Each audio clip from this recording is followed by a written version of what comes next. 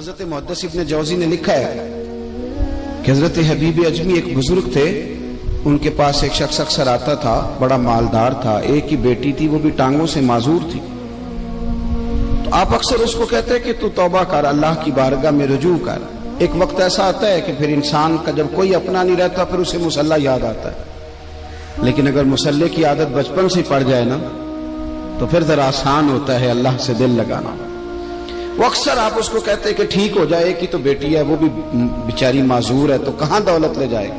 آج کرتا ہوں، ہم تاریخیں دیتے رہتے ہیں نا اللہ تعالیٰ کو معاذ اللہ کہ رمضان سے میں نے نیک ہو جانا ہے، عمرہ کر کے آؤں گا تو پھر میں پکا نمازی ہوں۔ خدا کے بندو، کس نے تجھے بتایا کہ رمضان تک تو زندہ رہے گا؟ کس نے خبر کی کہ عمرہ کرنے تک تو بچے گا؟ حضرت حبیب اجمی اس کو کہتے تو کہتا بڑی جلدی ٹھیک ہو جاؤں گا۔ ایک دن سویرے سویرے توبہ کرنے آ گیا۔ آپ نے فرمایا کیا ہوا؟ تو کہنے لگا حضرت جی کل ایک 15 سال کا نوجوان ملا ہے اور مجھے توبہ کرا گیا۔ مزہ ہی اس عمر میں اللہ اللہ کرنے کا، نبی کریم سے محبت بھی کرنی ہو تو یہی عمر ہے۔ عشق لگا سی کھیڈاں کھیڈ دینوں تے پھر مینوں کھیڈاں بھول بھول گئیاں، کجل پایا سی میں یار دے ویکھنے نوں، پھر او دی یاد وچ روندیاں ہی ڈل گئیاں۔ حیدر شاہ اس گلی کدے نہ رولدی پر ہن تے رول گئیاں۔ جن لوگوں نے ابو جہل کو قتل کیا تھا ان کی عمر بھی 15 سال تھی۔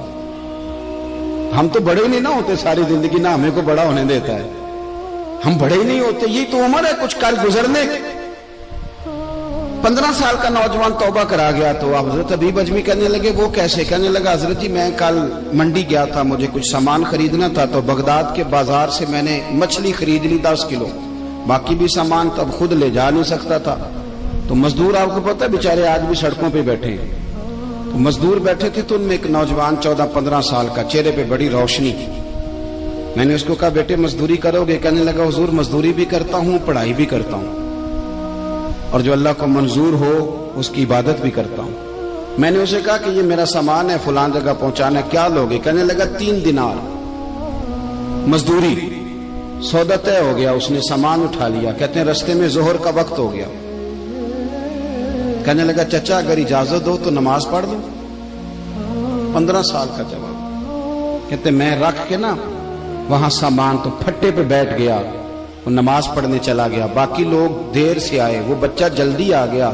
میں نے کہا بیٹے آپ جلدی آ گئے؟ کہنے لگے نفل چھوڑ دیے، آپ یہی نہ سمجھ لیں کہ کام چور ہے، میں بعد میں پڑھ لوں گا۔ کہتے ہیں وہ دوپہر کا وقت، رمضان بھی نہیں تھا، میں اس بچے کو نوجوان کو گھر لے گیا اور میں نے اپنی بیوی سے کہا کہ بڑا نیک ہے، نمازی ہے، اور راستے میں یہ بھی ہوا ہے کہ میں نے اسے ایک دفعہ کہا ہے کہ یہ مجھے تھوڑی دیر کے لیے دے دو، گرمی بڑی ہے، تمہیں پسینہ آ رہا ہے، میں اٹھا لیتا ہوں۔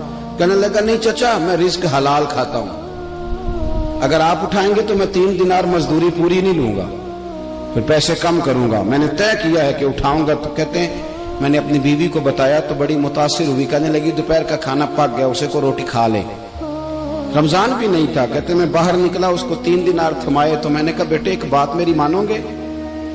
کہنے لگا بتائیے۔ میں نے کہا کھانا پکائے کھا لو۔ کہنے لگا میں معافی چاہتا ہوں، میں نے روزہ رکھا ہوا ہے۔ حضور نے حکم دیا، حکم نبی کریم نے حکم دیا، بخاری مسلم کی حدیث ہے، فرمایا نوجوانوں اگر تمہارے پاس طاقت ہے تو نکاح کر لو ورنہ روزے رکھو۔ حکم دیا، یا نکاح اور یا روزے، یہ سرکار کا حکم ہے۔ بھائی نفلی روزہ نفس کی قوتوں کو کچلتا ہے، انسان میں نورانیت اور روحانیت لاتا ہے۔ کہتے وہ کہنے لگا میں نے روزہ رکھا ہے، میں اور متاثر ہو گیا۔ میں نے کہا آپ کیا کرو گے؟ کہیں اور جانا ہے؟ کہنے لگا نہیں، میں جس دن 3 دینار کما لیتا ہوں پھر میں مزید لالچ نہیں کرتا، باقی وقت یا قرآن مجید پڑھتا رہتا ہوں یا نبی پاک پہ درود شریف پڑھتا رہتا ہوں۔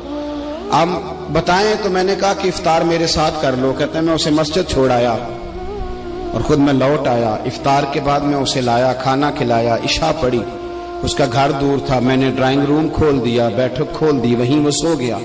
میری 20 سال کی معذور بچی کبھی چل نہیں سکتی تھی، کوئی طبیب کوئی حکیم میں نے چھوڑا نہیں تھا اس کو دکھایا نہ ہو، ایک ہی بیٹی وہ بھی معذور پیدائشی۔ اس کے کمرے میں گئے، میاں بیوی اسے کھانا کھلا اور بتایا بیٹے ایک نوجوان ہے، بڑا نیک ہے ہمارے گھر میں، آج بڑا پرہیزگار۔ پتہ ہے حضور نے کیا فرمایا؟ نبی کریم فرماتے ہیں جب نوجوان اٹھ کے تہجد پڑھتا ہے نا نوجوان، تو اللہ فرشتوں کے سامنے اس نوجوان پر فخر فرماتا ہے. اللہ فخر کرتا ہے کہ عمر دیکھو دیکھو یہ میری بارگاہ. اللہ فخر کرتا ہے, اللہ یعنی خدا خود میرے مجلس بود اللہ فخر کرتا ہے. اب سوچے تو ہم نے اپنی بیٹی کو بتایا کہ نوجوان اور بڑا نیک ہے, تو کہتے ہیں وہ کھانا کھلا کے ہم واپس آ گئے. آدھی رات کا وقت ہوا تو دروازے پہ دستک ہوئی. بچی اپنے کمرے میں سو رہی تھی, ہم اپنے کمرے میں, وہ بیٹھک میں. گھبرا کے اٹھے کہ اس وقت کون ہے دروازے پہ؟ تو بیٹی کہنے لگی ابا دروازہ تو کھولنا. کہتے ہیں دروازہ کھولا تو 20 سال ہو گئے تھے بیٹی کو, کبھی اس نے چل کے نہیں دکھایا تھا, کبھی دوڑ کے ادھر جاتی کبھی ادھر آتی. کہتی الحمدللہ اللہ نے میری ٹانگیں ٹھیک کر دی. ہم دونوں رونے لگے, اے اللہ تو کتنا کریم ہے, کیسے ہوا بیٹے سارا کچھ؟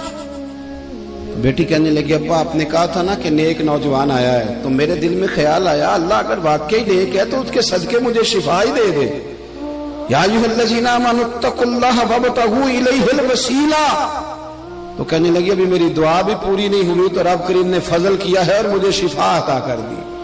کہتے ہم دوڑ کے اس کے کمرے میں گئے اور جب ہم نے ہاتھ رکھا تو دروازہ پہلے سے کھلا تھا, ایک خط چھوڑ گیا تھا. آج کل کے پیر کی کرامت ہوتی تو فیس بک پہ دے دیتا, باقیوں کو بھی ذرا پتہ چلے. کہتے ہیں وہ خط چھوڑ گیا اپنے بستر پہ کہ اگر تم لوگوں کو مجھ سے محبت ہو گئی ہے تو میرے پیچھے نہ دوڑنا, اس رب کی بارگاہ میں جھکنا جس رب نے میرے اوپر بھی فضل فرمایا ہے اور آپ پر بھی کرم فرمایا. میرے نوجوان دوستو, یہ جو بچپنا ہمیں لوگ کہتے ہیں نا ابھی بچے ہو, ابھی جب آپ بالغ ہو گئے تو نماز فرض ہو گئی, سچ بولنا ضروری ہو گیا, رزق حلال کھانا ضروری ہو گیا, شریعت ساری کی ساری لاگو ہو. ایک تو درگزر سے کام لیں, دوسرا اپنی زندگی کے اندر خواہشات کو چھوڑیں. سادہ کھانا تو ویسے انسان کو تندرست رکھتا ہے. یہ جو چکر ہم نے ڈالا ہوا ہے نا مرضیاں کرنے کا, اب موٹر سائیکل بالکل اچھی بھلی ہوتی ہے پر سفارش یہ ہے کہ ماڈل پرانا ہو گیا ہے, تو یہ تو کمزور لوگوں کی علامت.